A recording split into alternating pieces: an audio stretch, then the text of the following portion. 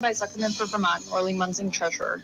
Do you want to learn more about the free market perspective on important public policy issues affecting you, your work, and your community? I'm Bill Sayre, and I hope you'll do so by joining me in conversation with Vermont opinion leaders as we discuss how best to make Vermont an ever better and more affordable place to live and work. Common Sense Radio with Bill Sayre, weekdays 11 till noon. The Brady Farkas Show is produced and funded by WDEV and the Radio Vermont Group. We welcome listener feedback. Email your comments to wdev@radiovermont.com. The energy. We walked around for 35 minutes just in the parking lot looking for this car. The passion. UVM schedules the way they do to get as high a seed as possible in the NCAA tournament and to get as much tournament prep as they can because they're not going to get it from their league. The opinions on all your favorite teams. The organization should be taking care of Matt rather than Matt taking care of the organization. This is the Brady Farkas Show on WDEV AM, FM, and WDEVradio.com. What's up, everybody? Brady Farkas Show here on a Patriots Win Monday on WDEV AM and FM and WDEVradio.com. Full show tonight, all 90 minutes. We're up until 7 o'clock. Then we kick it to Jazz with George Thomas. No baseball anymore. It was nice to kick it to World Series action for a few days here, but baseball season is over. We have a zillion things to get to. We're going to get to my talk with UVM basketball star Aaron Deloney. The Catamounts open up their season tonight against Brown. I'm going to be there after the show. So Aaron Deloney and I spoke earlier. That interview will be heard about 6:30 or so. A lot of you might be on your way to Patrick Gym at that point. So 6:30 for Aaron Deloney. We'll discuss the Mitchell Miller fallout with the Bruins. We talked about him on Friday. Some housekeeping with the Red Sox now the baseball season is over. And we'll unpack the Patriots at about 6:15. Why are we unpacking the Patriots at 6:15 when we usually do it at about 5:45? Well, I've got a couple things to say, that's for sure. You can get in on the Napa-Morrisville, Napa-Waterbury text line, 802-585-3026. That's your locally owned Napa stores in Waterbury and Morrisville. You can watch us on video, Facebook Live, Twitter Live, and our YouTube channel as well. 5, 4, 3, 2, 1. And here we go. The opening thoughts on the Brady Farkas Show are brought to you by Sticks and Stuff and by Swanton Lumber, Vermont's most complete locally owned home center with locations in Enosburg, Derby, Middlesex, St. Albans, and at Swanton Lumber. They're online at sticksandstuff.com. So Jess and I went to the Patriots game yesterday. Patriots win 26-3. They blow out the Colts. They're now 5-4. That's great. Now let's talk about everything that happened leading up to the game for me. Because I put this out on Twitter yesterday. We got to our seats at about 12:45. I'll tell you why it was so late as part of this whole rant in a second. So on Twitter, I put out a picture of the stadium from our seats at 12:45. I said, I already have a full show's worth of material, and the game hasn't even started yet. I had a full show's worth of material, and the game, we hadn't even kicked off yet. That is how interesting the weekend was. Let me take you through it from start to finish, okay? It was a trip. Some of it was great. Some of it was horrible. But let's get to it here. So a little background, right? Little background first. Jess and I went to a Patriots game last season. We went on January 2nd. So in the year 2022, but last season, January 2nd, regular season, the home finale against Jacksonville. Okay, we had a great time, and we had a very easy time with all the logistics. So we stayed at the Hilton in Dedham, Massachusetts, maybe about, 25 minutes or so away from Foxboro. We had a great dinner in Dedham. It was awesome. There was a Patriots game day shuttle. It was a train shuttle that picked her up right outside our hotel, literally like a 4-minute walk right there. We got in, we got out of Foxboro. It was super simple. Last year, January 2nd, this plan worked awesome. So I just was like, look, let's just book the exact same thing we did a year ago. We know it works. We know where everything is. We have a little bit of an idea about what's going on. We'll have a great dinner again.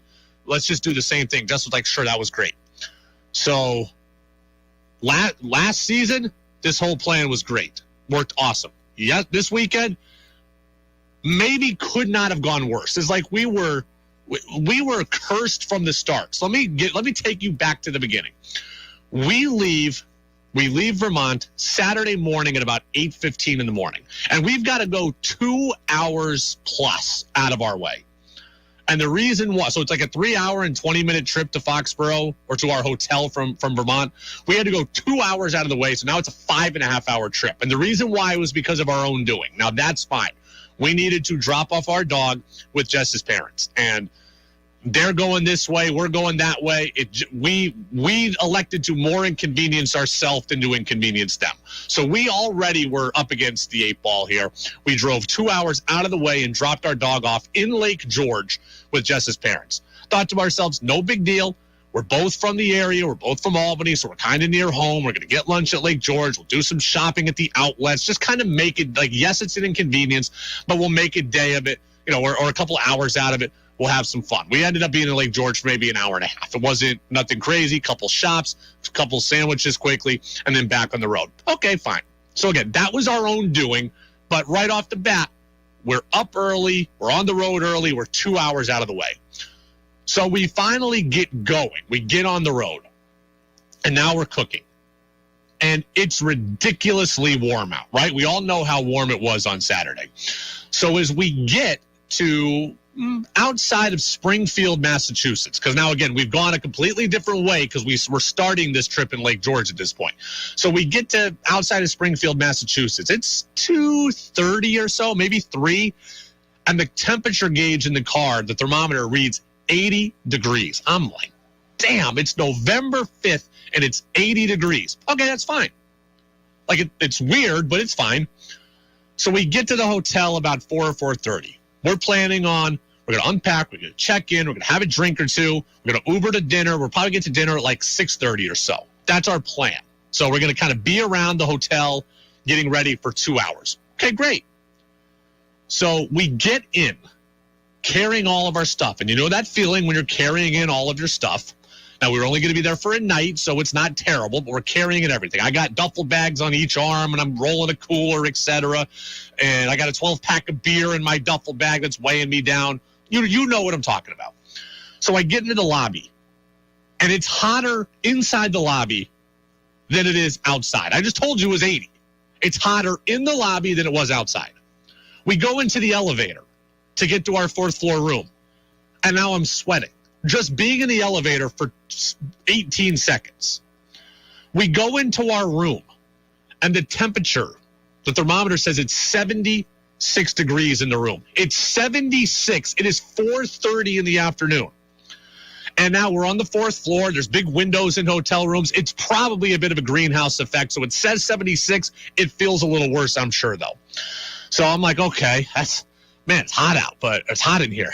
Okay. So, like, well, we got some time. We turn the air on. We set it to as cold as it can go. I get a drink. I have a drink or two. I'm like, okay, great. So by 6:30, now we're calling the Uber. Now we're ready to go. The temperature really hasn't gone down in the room, but I'm like, all right, by the time we get back from dinner, now we're going to be good. So we go out. We're going to the restaurant. We have a great dinner. Dinner was awesome, just as good as it was last year. We hit a shop or two in the plaza where it was. That's great, too.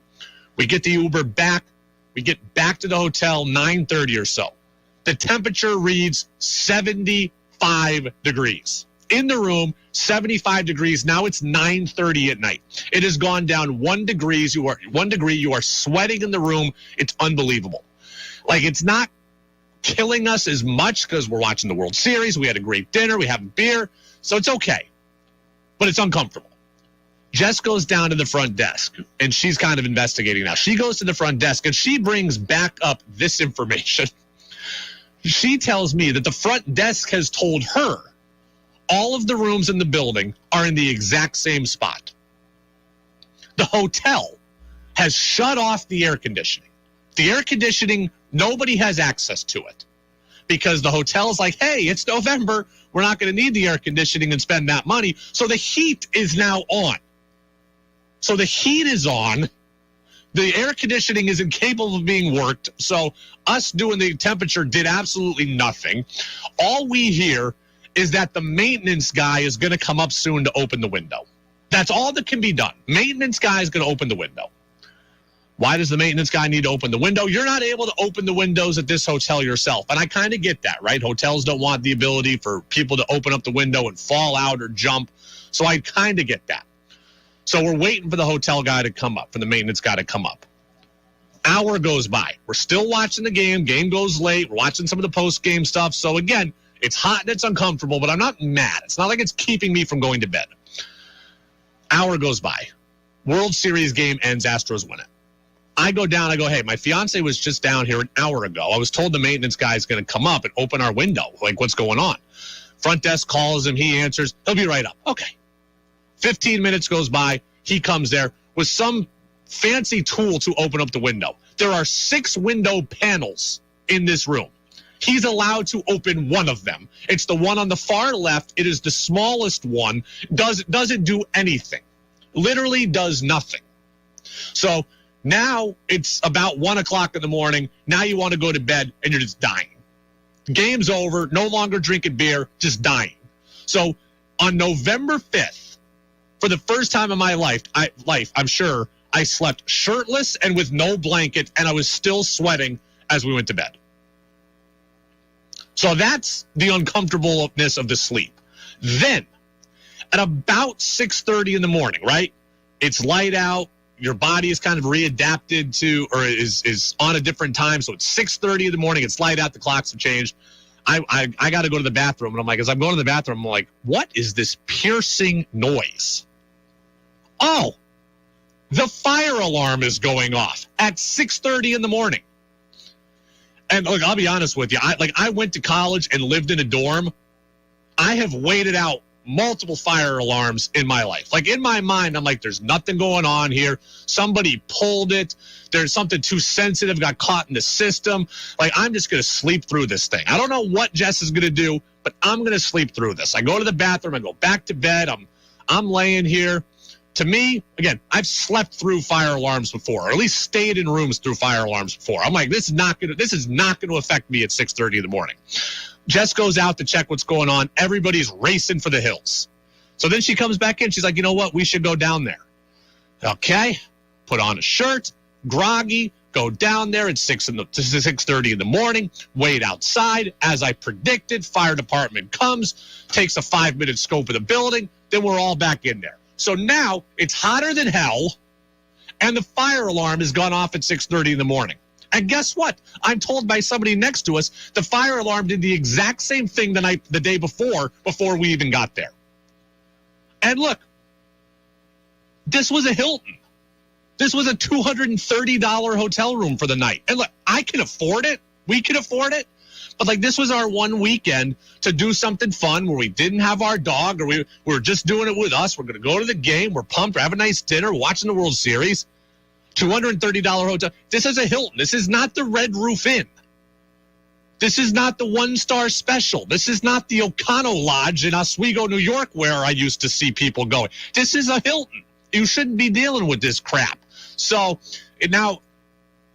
we get back in. I go back to bed for a little bit, wake up, sweating my tail off again because it's hotter than hell one more time. Then I go down as we're about to leave, right? We're about to catch the train to go to the game. I go to the front desk guy. I'm like, hey, I am awful, horrific at confrontation. Like, I don't want to yell at waitresses. I don't want to yell at cashiers. They didn't create the problems there, and I don't want to give them my venom. So this hotel guy who's checking in people, I'm not trying to give a hard time to, but I go to him, hey, how can I start the process of asking for money back on this trip? He asks what room I'm in, pulls up my confirmation. He goes to me, well, you booked the trip through Expedia.com. You didn't book it through us, so now they're the ones who you have to deal with. So Okay, so I go to Expedia.com. I'm trying to file a complaint. No wonder, like these companies, clearly, my mistake for booking through a third-party company. But these companies, evidently, they don't want you to be able to complain about anything because still to this moment, I have not found where I can complain to Expedia.com yet. I hit file a complaint. Well, what's your policy number? What policy number? I look at my reservation, the policy number pending. I don't need it to be pending. I need it to be now so I can get my $230 back, or at least half of my $230 back. I think that would be nice. So I still haven't figured out how to formally complain and try to get my money back. If any of you know, go right ahead and tell me, 802-585-3026. So then, let's fast forward a little bit. So we get to the train station. Train's 15 minutes late. Okay. We get to Foxboro, 12:10. Kickoff's 1:05. 1 o'clock. As we get off the train, big guy, yellow jacket, some kind of security type, looks at us and goes, "Hey, you might want to check that." I look around. I'm like, "You talking to me, buddy?" It was you. You might want to check that. He's pointing at Jess's purse. Jess's very, very tiny purse. And he goes, "That might not make it in. That's against bag policy." She's like, "This thing is like nothing. What are you talking about?" No, she didn't say that, but I'm thinking that. She's like, so we kind of ignore that guy. We're going to walk up anyways. Get to the place where they hand the ticket. Guy goes, "That's against bag policy." So now what are the options? We ask. Well, you can throw out the bag, or you can go check the bag in the lockers down there for $20 for the game. $20 to check a bag that's like 1 inch bigger than it's supposed to be, apparently. Fine. So we mosey on over to the lockers. Pay the $20, okay? We empty the contents of Jess's bag into my pockets. All it was lipstick and credit cards. That's literally all that was in it. So now the bag is empty, it's being checked, and I've got everything in my pockets. We go pay the ticket. They never asked me to look in my pockets. They never asked me to check my pockets. I thought the whole thing about the bag policy was for customer safety, right? For patron safety. They didn't want you to have big bags so you didn't be smuggling things in. Meanwhile, I'm carrying stuff in my pockets between my own stuff and her stuff, like I'm being weighed down by dumbbells, and nobody looks. I'm like, we can't have this bag because it's not safe potentially, but yet my pockets are fair game to be just stuffed with whatever the hell I want them to. So then we finally deal with that, go up to the seats. Seats are awesome. Same seats we sat in last year. Bought them from a friend, good friend, has season tickets, bought the seats, same spot. Awesome. Second level, section 203. Seats are sick, right in the corner of the end zone. It's 12:40. It's 12:40. And 12:40, 12:45, as I said. Sit down, pumped. Hotel's done. It's a beautiful day, right? It's a little cloudy, but there's no precipitation. It's not cold. I'm in shorts and a t-shirt, and there's a nice wind, which feels really good after the hot night of no sleep. As I sit down, what do I feel? Like a giant water balloon comes down from above and lands on my leg, and my leg's now a giant puddle. And then it happens again and again. And I'm like, is it raining only in this part of the stadium? What is going on here? No. Here's what happened. These great seats, these seats which I love, and they are great seats. And if the guy who gave them to me is listening, I love the seats. This is not a shot at you or the seats. But right above these seats is the third level's corner. Like the third level wraps around and stops, and the corner of the third level is right above these seats. Well, somehow, some way, there's water dripping from the corner of the third level. Don't know if it's a leak, someone spilled something, if it rained overnight, someone hosed down something, I don't know, but nonetheless, there's this slow drip of water from the corner of the third level landing on top of us. And it's not just us, there's probably 6 seats to the left of us and the 3 rows in front of us. So probably about an 18-seat perimeter here in the stadium that's getting wet. Probably 18 seats. And we're one of them. So the entire game, drip, drip, drip, drip, drip. Then some wind would come and it would blow on somebody else. Then it would come back and it would fall back on us. And every time you look up, drip, drip, drip, drip, drip, drip, drip, drip, drip. And that was the day. You can't sleep at night because the hotel's too hot. Then the fire alarm goes off. Then I can't get my money back easily because Expedia.com is like FortKnox.com. You can't even figure out where the hell to go. Policy numbers that don't exist. Then you can't have a bag that's bigger than the size of a Post-it note, apparently. And then you get dripped on. The Patriots won, though. So there was that. And dinner was great. But that was my day in Foxboro. That was my day. Brady Farkas show right here on WDEV, AM and FM, and WDEVradio.com. All right, let's say what's going on here. Let's get the text. Steve says, holy blank, laughing my tail off. I'm glad that my misery can be your humor here on this Monday. Then a texter wants to know, but how does the ankle feel at this point of the trip? I will say this, my ankle felt good. My ankle felt good. I was able to walk. I'm wearing, though, I'm at this nice dinner on Saturday with this giant black compression sock on. And I didn't want to go to this dinner with its giant black compression sock on because we were dressed up nicely. So I had to wear jeans to cover up the compression sock. So now I'm hot as hell outside, too, at dinner because of that. My ankle is better. A little bit of swelling.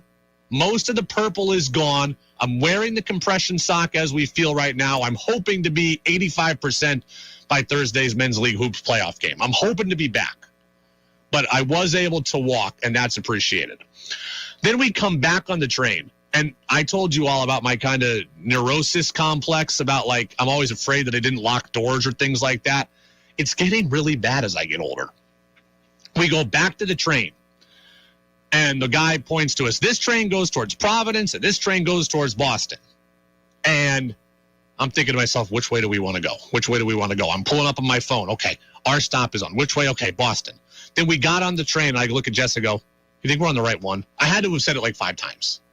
And then I couldn't hear the announcements from the train people over all the drunk people on the train talking. So I know they're making an announcement. If you're getting off at Dedham, go to this part of the car. And I'm like, I can't hear a thing. We're going to get left here. So for like 10 minutes, I'm not talking, just nervously shaking, thinking we're going to get left on the train because it's going to leave without us because we're not in the proper spot to get off. But she calmed me down. We made it. We got back. I stopped at Taco Bell in West Lebanon, New Hampshire. That made my night better. The Seahawks won. The Patriots won. So all that was good. But leading up to it, my goodness gracious.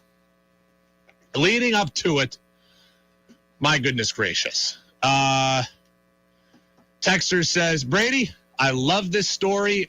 Next time we'll take a stretch limousine. This listener wants to take me to Foxboro in a stretch limousine. If you don't tell me who you are and where you're from, I can't get in a vehicle with you. My parents said don't get in a car with strangers. You want to tell me who you are, I'll make friends with you like when I made friends with Steve when we went to the Red Sox game together with listener Steve. Tom says, my wife knows how to complain to Expedia. I'll have her text you on this line. I'm on my way to the UVM game. Good. I'll be at the UVM game later. I'll be sitting courtside, so come on over and say hi, Tom. Ross says, Brady, I think you just had bad luck. And Texter says, Brady, welcome to Foxboro, Massachusetts. You wonder why Belichick is always so grumpy. Then you throw into the mix this. Just to make matters, just to get one last needle in. I come to work today. Can you hear this? Can you hear that in the background? That is the back to our chair in the studio. Doesn't sound very stable, does it? It's now missing the little wheel thing that keeps it in place. So as I lean back and almost fell completely out of it. The whole thing moves side to side and rotates. I'm now sitting in the chair backwards because it's the only way to keep it stable. And now my back is sore. So that's where we're at today. Like, I'm going to tell George Thomas about this, and I don't want George wiping out on this chair. That's 23 minutes of my experience at the game.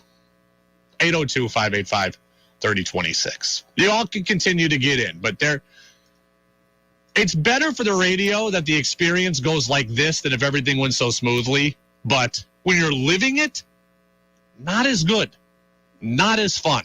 That's for sure. Getting dripped on the whole game. I mean, that was That was, you dry off because the wind would blow one way, then it would come back 2 minutes later, and all of a sudden you are completely just, shoulders wet, faces wet, hats wet. Texter says, go get parts at Waterbury True Value to fix the chair. That's great. They'll have the parts. I don't have the handyman power. I am a flatlander. I know how to talk, and I know about sports, and I can't fix things very easily. I'll try. Maybe Danny from Vermont Viewpoint. He seems to be pretty handy. Maybe he can do it. All right. We're going to unpack the Patriots at about 6:15. I'm going to save my thoughts really for them. I'm still collecting my thoughts here because once the game actually started, the game was just atrocious. The game was just atrocious. The Pats won. They're 5-4. They're over 500. They're playoff relevant. I am thrilled about that. But my goodness, have you ever been less impressed by a 23-point win? Offensively, the Patriots were just putrid. They were lucky the Colts were even more horrific because the Pats were horrific offensively yesterday. Defense was great. Offense elicited absolutely no confidence. Zero confidence. Patriots had 91 yards of offense at halftime. 91. They finished the game with 203. They couldn't run. They couldn't pass. They couldn't block. There was no explosiveness. There was no element of anything exciting offensively. The Patriots were just a train wreck on that side of the ball. Just a train wreck.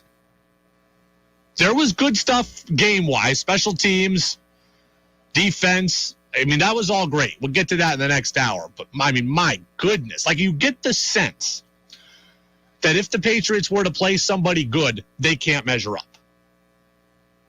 You have to feel that way, don't you? Do you have any confidence that this team could beat a good team? I don't want to complain about 23-point victories. I really don't. I promise you. But have you ever felt worse about a 23-point win than you felt yesterday? Play calling was bad. Blocking was awful. Mac wasn't great. I just got this semblance. I just got this idea like you will get absolutely clobbered if you play anybody that has a semblance of what they're doing. And maybe the beauty of the NFL is maybe nobody knows what they're doing. We think Buffalo does. Title favorite, I've got them 3 words or less. They lose to the Jets, who a week before couldn't get out of their own way. I mean, the Bengals, who looked good offensively yesterday against an awful Carolina team, were killed by the Browns the week before. Maybe there's like 2 good teams and everybody else is just so average it doesn't matter. But I get the idea that if the Patriots play anybody with any kind of competency, they're not going to be able to win. That they're not going to be able to win. Texter says, will that loss be their demise? Well, no, but it's not good. I would say if they get beat by Buffalo twice, if they get beat by 7-1 Minnesota on Thanksgiving, that those would be 3 losses that right now you're looking at and saying are likely. And if you get those 3 losses, then you're automatically at 7 for the rest of the year. This team went 10-7 last year. Can they win every other game besides that? I don't know. Miami looks fairly good. Cincy certainly has the ability to be good. Now, Vegas looks like hot garbage right now, who you're going to see later. But even the Jets, I would have thought the Jets, on Friday, I would have thought the Patriots are going to kill the Jets and be 6-4. Now I don't know.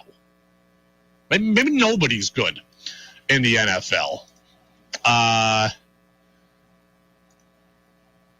Alex says, if you're relying on your ability to speak knowledgeably about sports to make up for your lacking handyman skills, you might be in trouble. I kid. Thank you very much there. Much appreciated.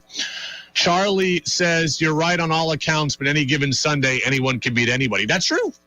The Patriots, and you never know about injuries, right? Last year, the Titans were the number 1 seed in the playoffs. Patriots saw them without A.J. Brown and Derrick Henry, a game you thought they would have lost that they ended up winning based on who didn't play. They saw Cleveland without Nick Chubb. So, I mean, yes, you never know. But Minnesota's 7-1. The Patriots are going to go on the road to Minnesota. Right now, it doesn't feel likely. It does not feel likely that they're going to be able to win that game. And you just feel like right now I have no confidence in this team offensively. Did the fans at the game want to see Bailey Zappi? Actually, no, because the Patriots were never losing. The natives were restless, trust me. But because the Pats were never losing and they also saw how bad the Colts were, no, it wasn't a Zappi thing. All right. That's my experience at the game. We'll unpack the Patriots at about 6:15. I gotta discuss the Mitchell Miller story with the Bruins again. So we're going to get the CBS News update. And then the Bruins release Mitchell Miller like 2 days after signing him. We'll talk about the story one more time. That's next right here on WDEV, AM and FM, and WDEVradio.com. 96.1 WDEV FM Warren, 96.5 W243 AT Barrie, 98.3 W252 CU Montpelier, AM 550 WDEV Waterbury. Is CBS News on the Hour, sponsored by Dell Small Business. I'm Monica Ricks in New York. The stakes are high heading into tomorrow's midterms, and voters are focused on big issues. Economy, security, LGBT rights, abortion rights, women's rights. Long term, I think the state of our democracy is probably the top issue for me. Candidates are rallying swing voters today. I'm Peter King. It's been years since then presidential candidate Donald Trump mocked him out. Little Marco. Trump has been campaigning this year for Republican Senator Marco Rubio. Rubio has been quick to show gratitude. I make sure I had both of those votes in Mar-a-Lago locked in. Congresswoman Val Demings, who served on the Trump impeachment committee, is Rubio's Democratic challenger. Everything that we care about is at stake. This election is the most critical of our lifetime. Pennsylvania's tight Senate race will be closely watched tomorrow, but it could be a while before we get results. Pennsylvania is one of only 8 states in the nation that's not allowed to start counting mail-in ballots until Election Day. Pennsylvania's Secretary of State says out of more than 1.1 million mail ballots already returned, nearly 70% are from registered Democrats. Bob Staniszewski voted by absentee ballot for Democratic candidate John Fetterman over Republican Mehmet Oz and doesn't like to hear it could take a couple of days to get the final results. That's frustrating, and certainly the sooner we know the results, the better. Polls showed the candidates separated by just a point or two. Wendy Gillette, CBS News, Pittsburgh. Subtropical storm Nicole has formed in the Atlantic. WCBS meteorologist Craig Allen is tracking it. It will be approaching the eastern portion of the Bahamas by about Wednesday morning. It will then continue on to the Florida coastline late Wednesday night and over towards Thursday morning. The storm's not expected to impact elections. The COP27 climate summit has started in Egypt, and Secretary General Antonio Guterres says we have to do something now. We are on a highway to climate hell with our foot still on the accelerator. An American aid worker may have been killed in Baghdad. Here's CBS's Kami McCormick. The State Department is looking into the report. Spokesman Ned Price. We want to be thorough in determining that the victim in this case was in fact a U.S. citizen, and of course then undertaking any necessary efforts to notify next of kin. The victim was reportedly an aid worker who was shot and killed in his car in central Baghdad. The Powerball jackpot's now up to $1.9 billion. I think it's amazing that nobody's won yet. So are you going to win? One could only hope. I'm going to play. Got to be in it to win. And you still have time to get yours. The drawing's in about 5 hours. This is CBS News. Dell Technologies Early Black Friday starts now with 48% off business PCs powered by 12th Gen Intel Core processors. Call 877-ASK-DELL. Why wait to save? Dell Technologies Black Friday event arrives early with select deals on top tech to power business productivity. The savings start now with up to 48% off performance business PCs powered by 12th Gen Intel Core processors. Don't forget special pricing on the latest monitors, docks, and accessories, including free shipping on everything. Call a Dell Technologies advisor at 877-ASK-DELL for Black Friday deals. That's 877-ASK-DELL. Without the ones like you, who work tirelessly to keep things running, everything would suddenly stop. Hospitals, factories, schools, and power plants, they all depend on you. No matter the weather, emergency, or time of day, you're the ones who get it done. At Grainger, we're here for you 24/7, with supplies and solutions for every industry, and access to product specialists ready to help. Call, click Grainger.com, or just stop by. Grainger, for the ones who get it done. Changing seasons means changing routines. Life can get hectic and stressful, so make time for yourself and your health. Discover the positive effects of holistic health methods like acupuncture, reflexology, chiropractic care, Reiki, cupping, or massage. Waterbury has so many great wellness businesses, so you're sure to find your perfect fit. Or if you want to relax and rejuvenate with a salon or spa day, Waterbury has those too. Facials, hair, nails, treat yourself to some feel-good fun. Find your peace in Waterbury. Visit discoverwaterbury.com to learn more about all the wonderful health and wellness businesses. The Wine Vault, an approachable wine shop. We take the snobbery out of wine. With over 1,000 bottles to choose from, we feature the classics of Napa to the funk of Slovenia. The Wine Vault is located on Elm Street in Waterbury, across from Propane. See you at the vault. Hey, have you been to Green Mountain Dry Goods yet? On the Waterbury Store Road, right across from Ben & Jerry's. We hear it's the destination for Vermont-inspired gifts. Go check it out. Open 7 days. Want Brady to hear your opinion on the sports stories of the day? Text in at 802-585-3026. Now it's back to the Brady Farkas Show on WDEV AM, FM, and WDEVradio.com.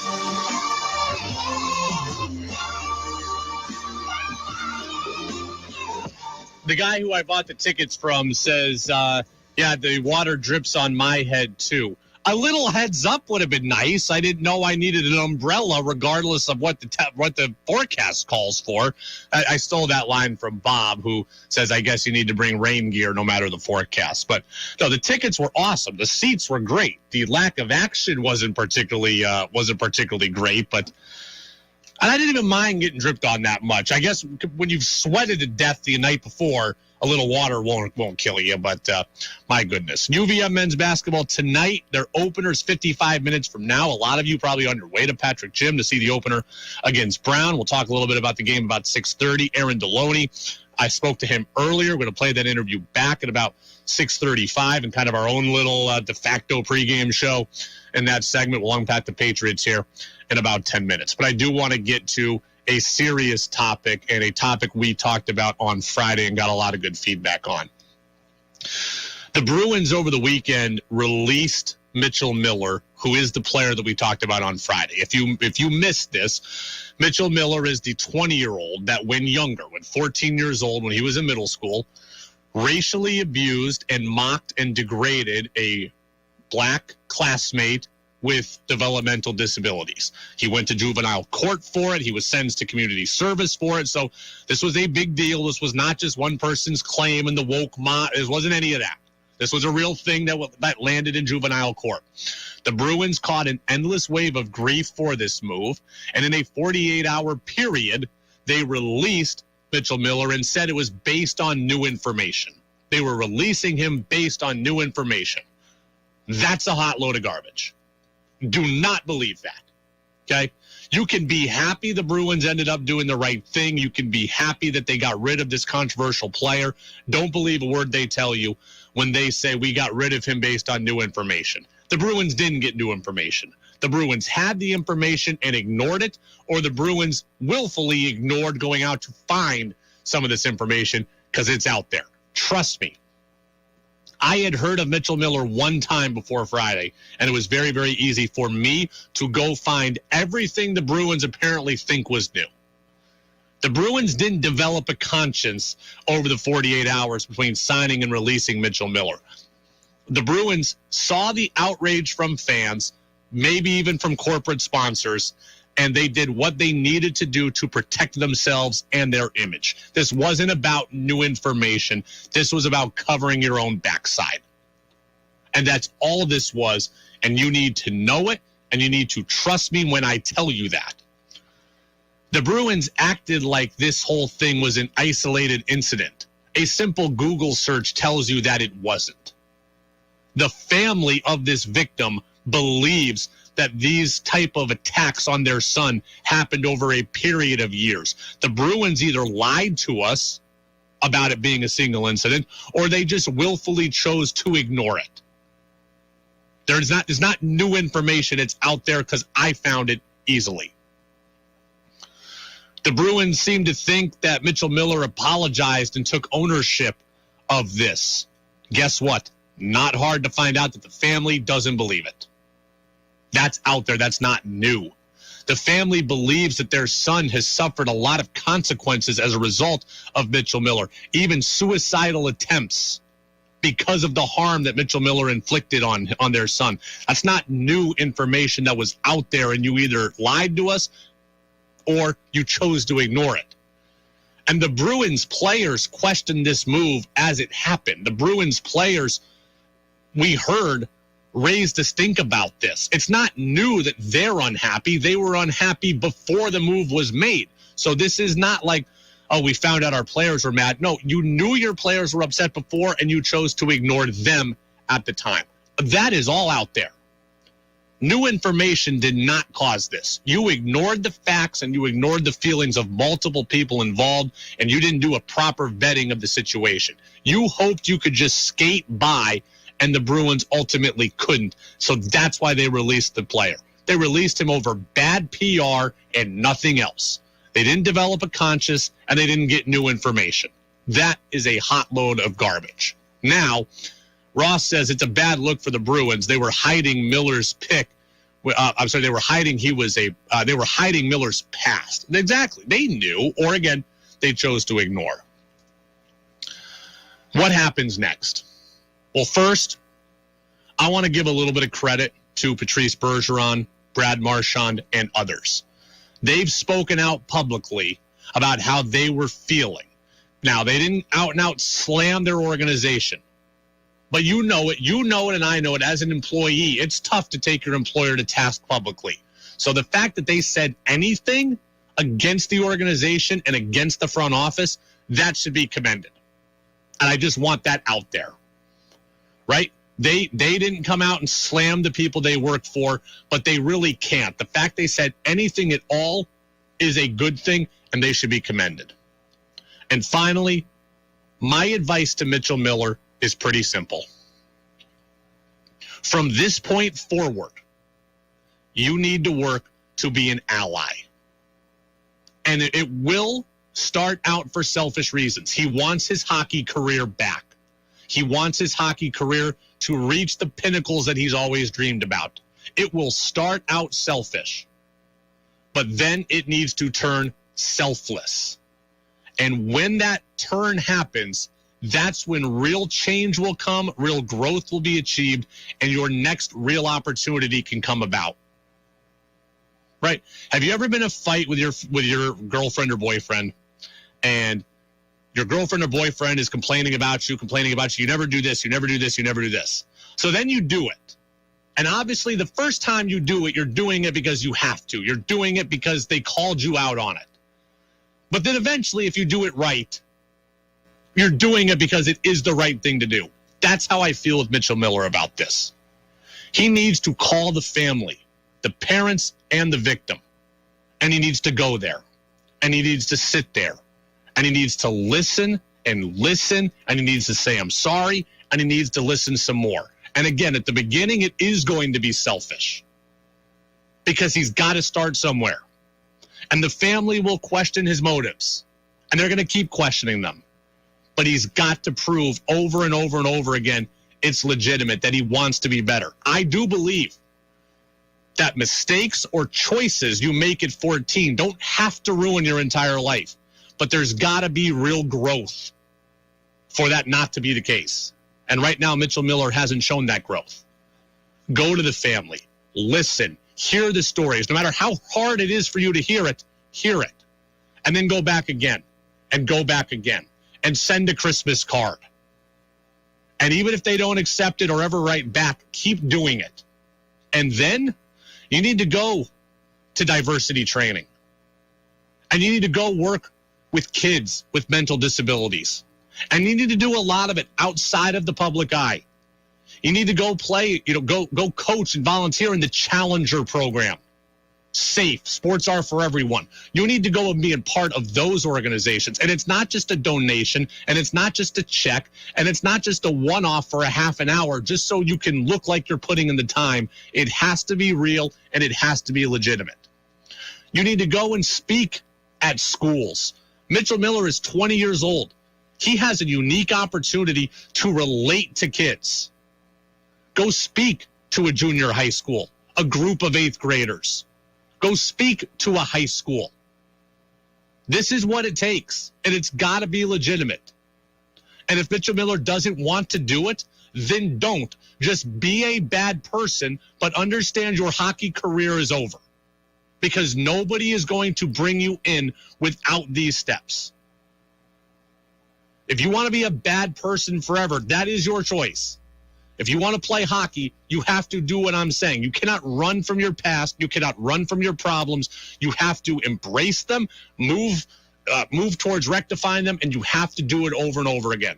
I don't believe there's a proper amount of time that Mitchell Miller needs to put in to fulfill some requirement, but he's got to do this legitimately. And if he does it legitimately for the next 3 years, maybe he gets it at 23, maybe it's 25, maybe it's 28, but he's young enough that his career doesn't have to be over. But he has to be able to show a willingness to grow that isn't just for his own benefit. Right? It's very easy. Yes, people are mad at me. I was mean. I'm going to go do this one time. That's not what this is about. Okay? Again, you starting out, it will appear selfish. And it will be selfish. But then it's got to turn selfless. And when it does, and you're still there, still helping with this group or that group, or still speaking, at that point, then I don't know if they'll ever forgive you. But at that point, I at least could sit there and say, I'm okay with my organization giving this guy a chance. Right? Look, this is totally different, and I understand some people never want to forgive him. But Michael Vick, people were able to largely not forgive, but some people were able to willing to give him another chance because he didn't just write a check. He went to prison. So he served some time there. Then he came out and he worked, I think, PETA or Humane Society or something, and he kept doing it. And you don't ever have to forgive him, but at least there are people that recognize the work. Mitchell Miller's got to put in the work. Tom Brenneman, I told you about the broadcaster on Friday, used a gay slur, and he's paid for it in terms of his career, but now he's still there. He's still working with LGBTQ plus groups. He's still doing it. He is still an ally, and it is now years of him doing it. That needs to be Mitchell Miller's path. It is now his calling, whether he wanted it to be or not. If he wants his hockey career back, he's got to be a better person. It is not just about being a better player anymore. It is about being a better person. It is the Brady Farkas Show on WDEV, AM and FM, and WDEVradio.com.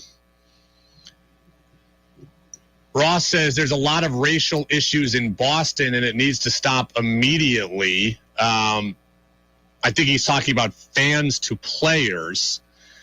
Well, that's a separate discussion. But, I mean, look, Mitchell Miller grew up in Ohio. Like, he didn't grow up in Boston. This is him being 14 years old and making horrible – look, and these are choices. This is a mistake is when you write that 2 + 2 is 3 instead of 2 + 2 is 4. These were choices, conscious choices that evidently happened over a period of years. It's disgusting what Mitchell Miller did to this kid.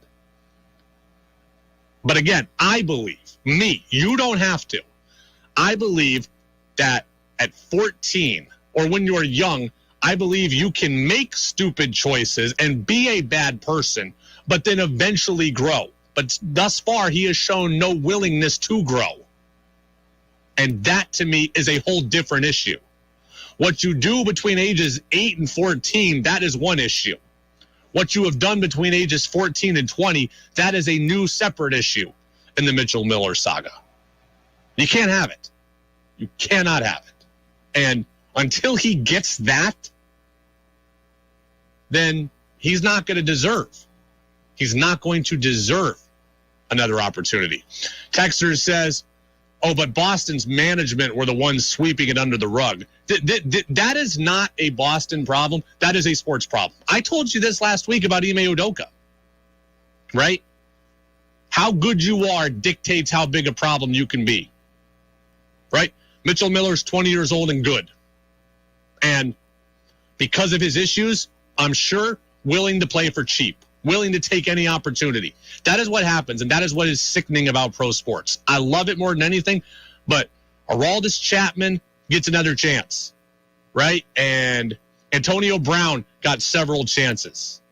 And, for different reasons, different issues, Kyrie Irving gets more chances, right? Guys can be headaches and be problems when they're that good. How good you are dictates how big a problem you can be. It happens everywhere. Evander Kane, right? Grade A scumbag. Skating around, potentially winning the Stanley Cup. This is what sports do. It is not just a Bruins problem. It is not just a Boston problem. It is a sports-wide problem. Places will sell their soul for the chance to make another dollar or to win another championship. I am not about that. Right? It's a little easier for me to stand on the moral high horse considering I don't own a team or run a team. I recognize that. But I'm not about that. I don't want to win with those guys. And I don't want the Bruins to win with those guys either. It is the Brady Farkas Show on WDEV, AM and FM, WDEVradio.com. We got Aaron Deloney, UVM basketball player, in about 15 minutes. Right now, we got a very quick unpacking the Patriots. Cue the music. Which Patriots popped? To the 30, to the 20. He is end zone bound. Pick 6. Touchdown. Patriots.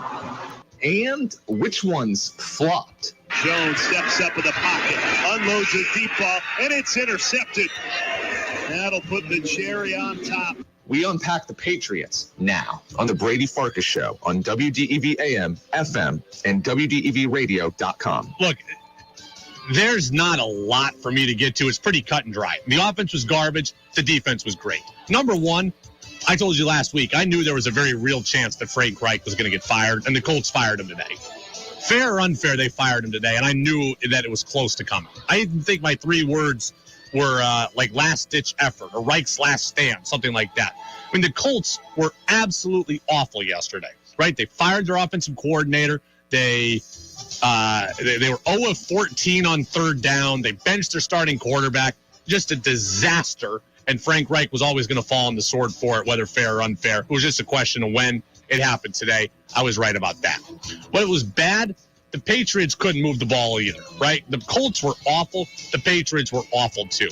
And the offense looks like it looked last year towards the end of the season, and that wasn't good. The play calling looks tentative. Mac looks tentative. Guys can't get open. Guys can't block. Like, this is a top-down issue. I felt like Mac Jones was running for his life on every play yesterday. Right? Different line combinations. Guys are injured. David Andrews isn't there. Marcus Cannon's on IR now. Like, the line is a real problem. They committed more penalties up front. Mac's running. He doesn't want to make mistakes. Guys can't win battles. Devontae Parker didn't play. It was just a bad offensive performance. Yeah, Pats, I got more takes here on the blocking, but there was nothing there. Mac does not look comfortable. We're going to spend time on that tomorrow. I don't know how you could look comfortable. Right? I don't know how you could look comfortable under this. If guys can't get open, your play caller's regressing, and you can't get any time, how could you be comfortable? If you want what was good, here's what's good in order. Matt Judon was good. Josh Uche was good. Jonathan Jones was good. Nick Folk was good. End of unpacking the Patriots. Patriots had 9 sacks, that ties for their franchise record in any single game. Judon had 3. Uche had 3. They were living in the backfield. Uche finally taking a step forward is nice, right? They drafted him in 2020. We heard him a little bit that year. 2021, he was on the side of a milk carton. I don't remember calling his name once all of 2021. He played very, very well yesterday. Jonathan Jones, good for him. Block a punt, have a pick 6. He's athletic. He's multiple. He's played inside. He's played outside. That's what you're looking for. A guy who can do everything. Play in, play out, play special teams, make things happen. Those are the kind of players the Patriots and Bill Belichick value, and Jonathan Jones was that. Nick Folk is your team MVP, and that's pretty darn sad. They would be nowhere without Nick Folk. Nick Folk has outscored the offense the last 2 weeks. I want to say 30-12. Like, the Patriots have 1 offensive touchdown against the Jets, 1 2-yard touchdown drive yesterday against the Colts, and Nick Folk has 30 points. I think 5 field goals, then 3 field goals, plus a couple of extra points. Nick Folk's been a stud. And at 38 years old, he's proving himself completely invaluable to Bill Belichick and to this team. Bob in Moncton, who's the third-string quarterback? That would be Garrett Gilbert right now. Alex says Colts are mid-tank without question. I mean, the Colts are a dumpster fire. And for a team that should have gone to the playoffs last year and did go to the playoffs the year before, it's embarrassing what's happened to them. Their offensive line has regressed. Jonathan Taylor's injured. I understand that. Defensively, they were still pretty good yesterday. Patriots' offense being awful helped. But the Colts, I mean, Phil Perry of NBC Sports Boston told us yesterday that the Colts are tanking. Or told us on Friday, I should say, that the Colts are tanking. All right. We're going to get plenty into the Patriots again tomorrow. We got Bob Sosi tomorrow. UVM basketball opens up their season tonight. Aaron Deloney is going to be with us momentarily. He's going to be with us next about 10 minutes here on the Brady Farkas Show on WDEV. We'll get you ready, though, for Catamount Hoops against Brown. Hi, I'm Glenn Mink of Stowe Insurance Group. Are you tired of